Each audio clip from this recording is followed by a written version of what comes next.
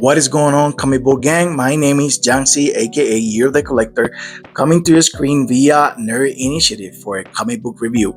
Today, I'm going over The Ultimates number 5, written by Dennis Camp, pencils by Juan Figueri, colors by Federico Blee, and lettering by Travis Laneham. If you have not been reading The Ultimates, let me get you caught up with the series so far. If you are reading this book, just bear with me. I will be brief. After the fallout of the Battle of Latveria, where Howard Stark pinned the Maker against Kang, Reed Richards aka Doom and Tony Stark aka Iron Lad put their heads together to fight back and undo this world shaped by the Maker.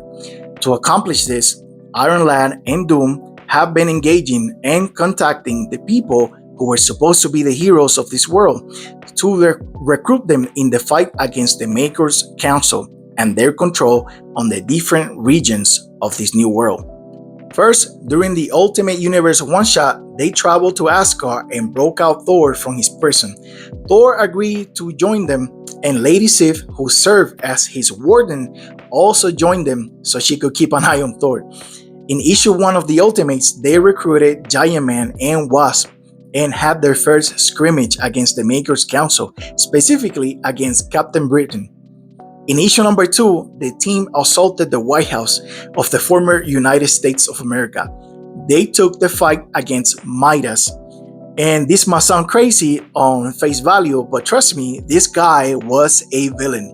He was holding America Chavez hostage and harnessing her powers against her will to further his own rule on this land. The heroes walked out of the White House with America in their hands. On issue number 3, the team traveled to the Monster Island in the Pacific, the birthplace of the Hulk.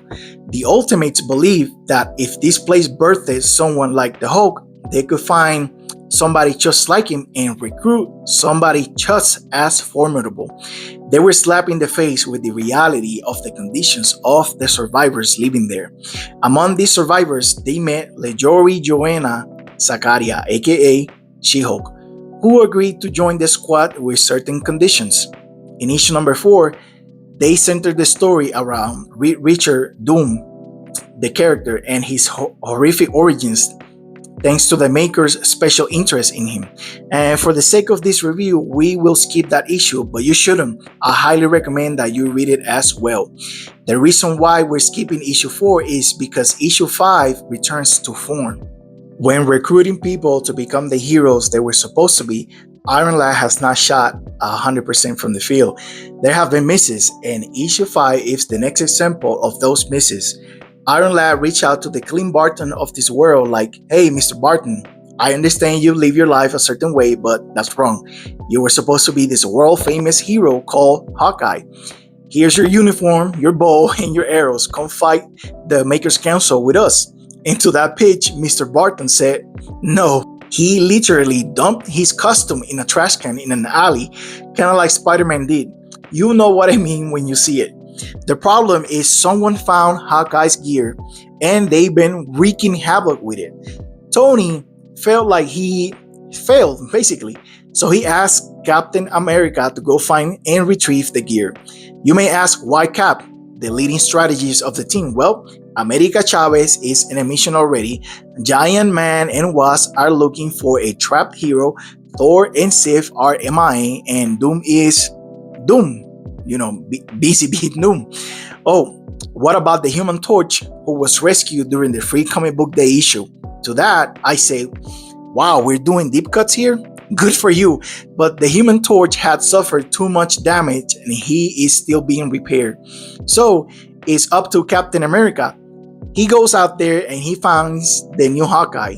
He wasn't hard to find because all the damage he's done has been targeting the rocks and oil refineries that were built on native land. Yes, ladies and gents, the new Earth 6160 Hawkeye is Native American. Naturally, he's not very welcoming of a hero sporting the US flag in his uniform, so they end up having a friendly scrimmage, if you will, which was very cool because the exciting aspect of the character of Hawkeye is the creativity and ingenuity he can have with the arrows, right? But trust me when I tell you this, Hawkeye had a full bag of tricks, or rather, a full quiver of tricks, if you will. In the end, the two marksmen were forced to team up against the Roxxon security forces. And let's just say the Roxxon soldiers never stood a chance against these two ultimates. This, of course, will have further ramifications. You can't expect to hit the Maker's Council in their pockets and not face any retaliation. Dennis Kemp has clearly a lot to say about environmental pollution, unethical experimentation, corporate greed, and governments that seek to profit out of the people it's supposed to be serving.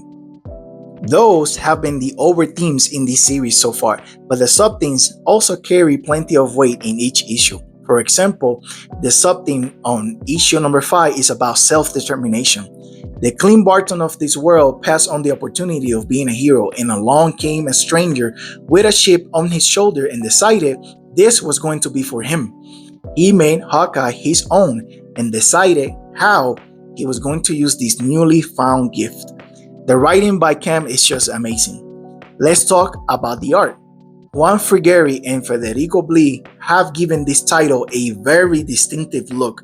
Their panels are filled with action, dynamic fights, and lots of energy.